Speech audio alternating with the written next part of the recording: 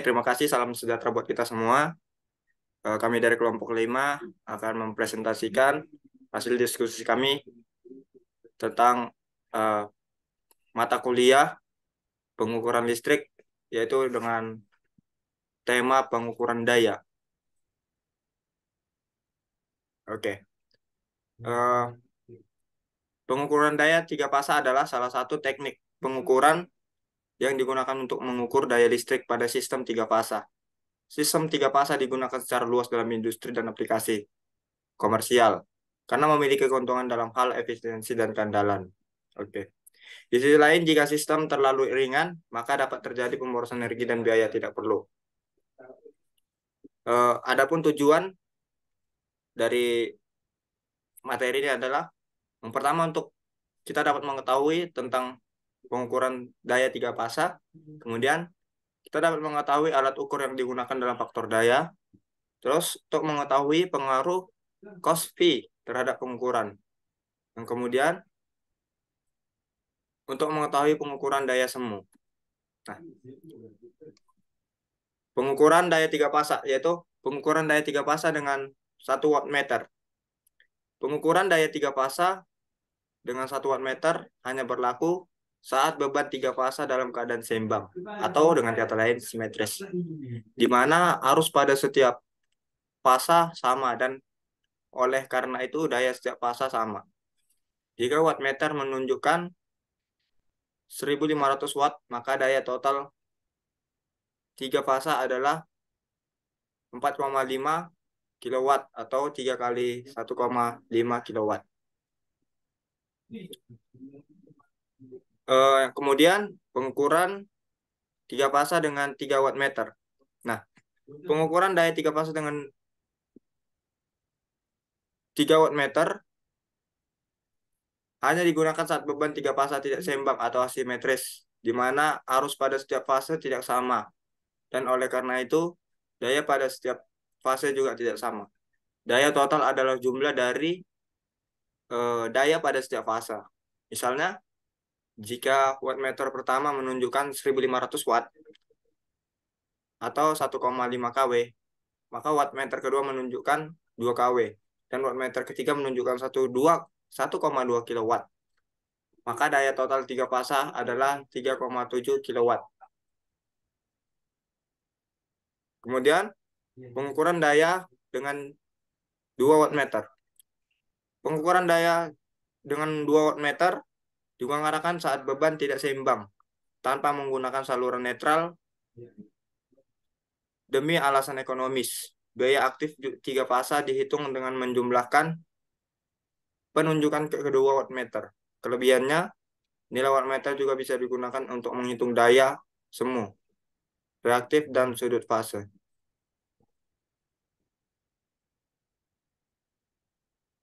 Oke, kita masuk ke alat faktor daya. Menurut definisi, faktor daya adalah kosinus sudut fasa antara tegangan dan arus. Dan pengukuran faktor daya biasanya menyangkut penentuan sudut fasa. Pada dasarnya, instrumen ini bekerja berdasarkan prinsip elektrodinamometer, di mana elemen yang berputar terdiri dari 2 kumparan yang dipasang pada poros yang sama, tetapi tidak tegak lurus satu sama lain. Kumparan berputar di dalam medan magnetik yang dihasilkan oleh kumparan medan yang membawa arus jalan-jalan. Ini ditunjukkan dalam kerja alat faktor ukur daya.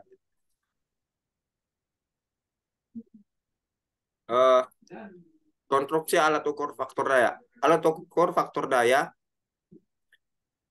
kumparan bersilang atau cross coil power factor meter terdiri dari sebuah coil diam. Contohnya seperti gambar, terdiri dari F1 dan F2 yang dihubungkan seri dengan line supply untuk dialih arus. F1 dan F2 menghasilkan medan yang merata sebanding dengan arus lain. Moving coil C1 dan C2 ditempatkan pada medan ini pada tangkai yang sama. C1 adalah coil tegangan yang dengan tekanan seri atau R, sementara C2 memiliki induktansi dengan lambang L. Nilai R dan L diatur sehingga ampere turn pada C1 dan F2 sama. Arus L1 sepasa dengan tegangan supply atau V. Sementara L2 tertinggal 90 derajat atau mendekati 90 derajat di belakang V. Prinsip kerja alat ukur faktor daya didasarkan pada asumsi bahwa power factor adalah 1, yang berarti arus sepasa dengan tegangan. Arus sepasa dengan hal ini menyebabkan terbentuknya sebuah kopel yang bekerja pada C1, menghasilkan gaya gerak yang mengarah tegak lurus terhadap sumbu magnet kumparan F1 dan F2. Sebagai hasilnya, penunjuk akan menunjukkan PF setara dengan 1. Ketika PF adalah 0, I tertinggal 90 derajat terhadap V. Dalam hal ini tidak ada kopel pada C1, tetapi akan ada kopel pada C2. Sehingga bidangnya tegak lurus terhadap sumbu magnetis F1 dan F2. Pada nilai P I yang berada di antara 0 dan 1, simpangan penunjuk akan sesuai untuk simpangan sudut PF atau cos F.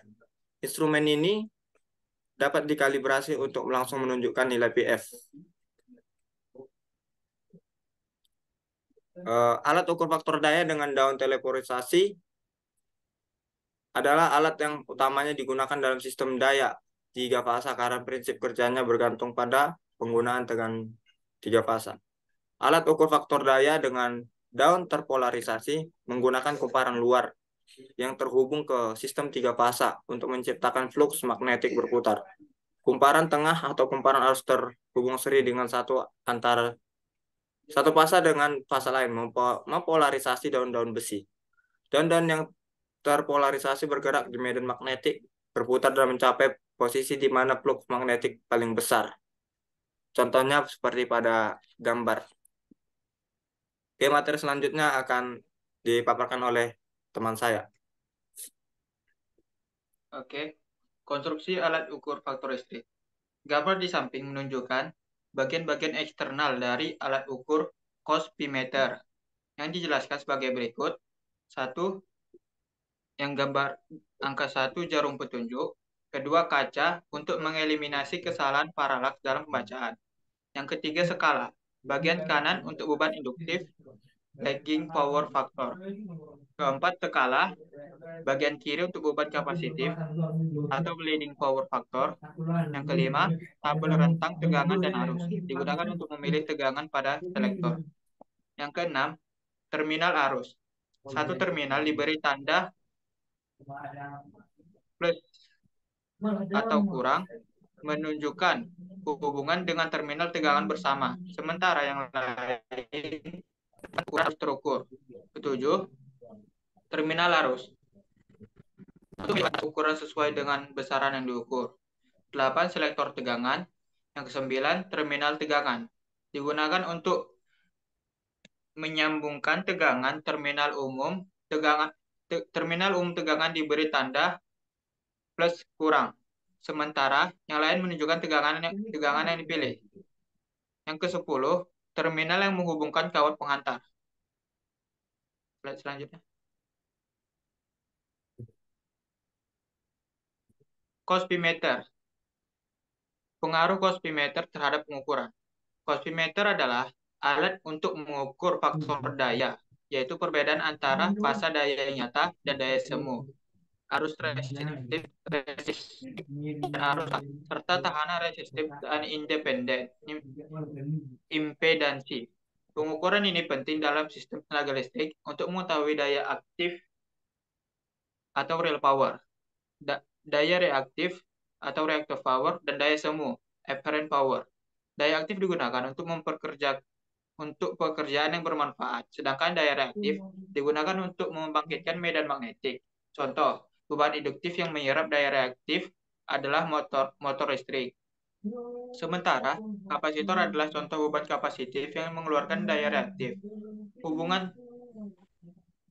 Hubungan dengan faktor daya atau cos pi akan dibahas lebih lanjut.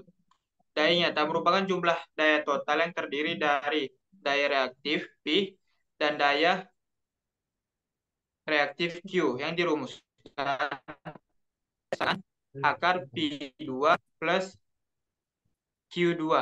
Dihubungkan ketiga daya itu dapat juga digambar dalam bentuk segitiga daya seperti gambar bawah ini. Oke, slide selanjutnya.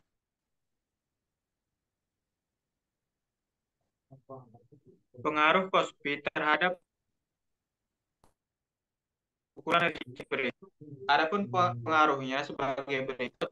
Yang pertama, efisiensi penggunaan energi. Semakin tinggi nilai cos Pi, semakin efisiensi listriknya. Yang kedua, akurasi. Akurasi pengukuran daya. Penggunaan cos Pi yang pengukuran daya yang lebih akurat. Jika cos Pi rendah, ukuran daya lebih tinggi dari daya aktif yang sebenarnya digunakan, mengakibatkan perhitungan tarif listrik dan perencanaan kapasitas menjadi kurang efektif. Yang ketiga, penghematan biaya. Dengan meningkatkan cos Pi, perusahaan atau penggunaan penyedia layanan listrik karena efek buruk dari yang terakhir daya yang baik dapat meningkatkan kinerja sistem listrik secara keseluruhan karena mengurangi kerugian daya dan menstabilkan dalam jaringan.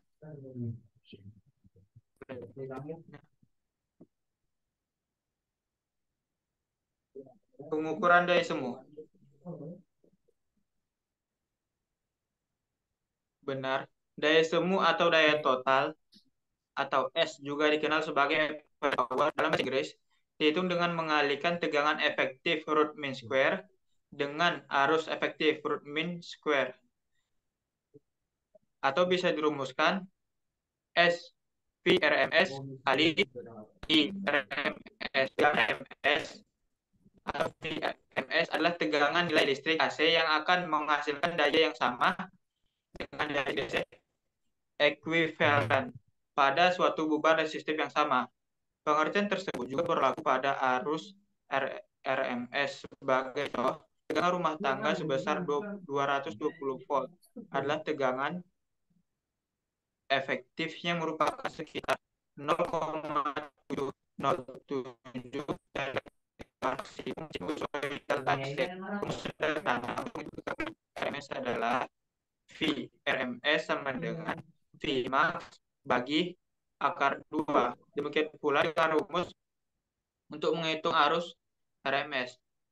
I RMS sama dengan V max per akar 2, di mana V max dan I max adalah nilai tegangan maupun arus listrik pada titik tertinggi grafik gelombang sinusoidal listrik.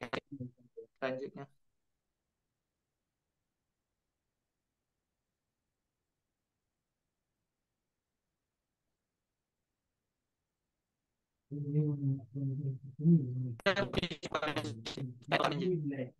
Jadi nyata karena tidak ada geseran grafik sinusoidal.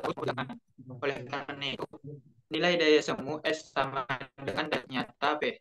Namun jika beban bersifat induktif atau kapasitif reaktif, daya nyata akan menjadi sebesar kosinus sudut pergeseran cos dari daya total.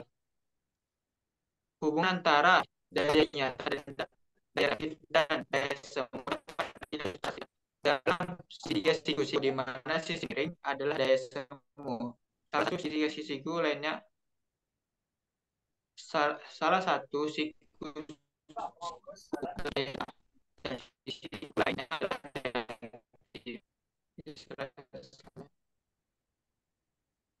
sesuai dengan hubungan segitiga di samping, maka hubungan daya nyata dan daya reaktif dan daya semu dapat diekspresikan ke dalam sebuah persamaan Pitagoras.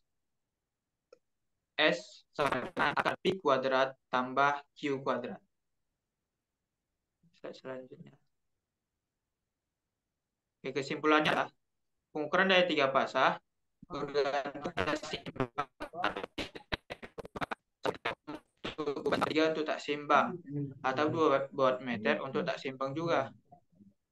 Alat ukur kosinus sudut fasa antara tegangan dan arus ada jenis kumparan bersilang dan daun terpolarisasi. Pengaruh cos pi terhadap pengukuran. Cos pi meter digunakan untuk mengetahui faktor. Peningkatan nilai cos pi meningkatkan efisiensi dan operasi. Dengan harus efektif, nilai daya nyata berkurang pada beban reaktif karena cos pi. Oke, terima kasih.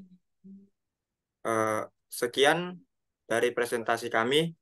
Buat teman-teman yang memiliki pertanyaan, bisa kirimkan pertanyaan nanti melalui komen di link video kami.